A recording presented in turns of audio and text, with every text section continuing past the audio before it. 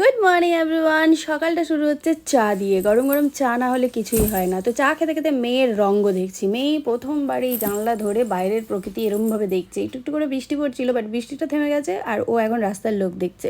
এই জিনিসটা ভেবে ভেবে ছোটোর থেকেই ভাবতাম যে আমার মেয়ে এই জানলা ধরেই লোক দেখবে।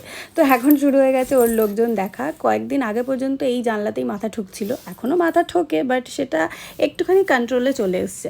তো চলো তোমাদের সাথে শেয়ার করি আজকে রান্নাবান্না। তো শাশুড়ি করে গেছে মাছের ঝাল আর কি, আর ডাল, আর আমি করব ভাত আর আলু সেদ্ধ বা আলু ভাজা কোনো একটা।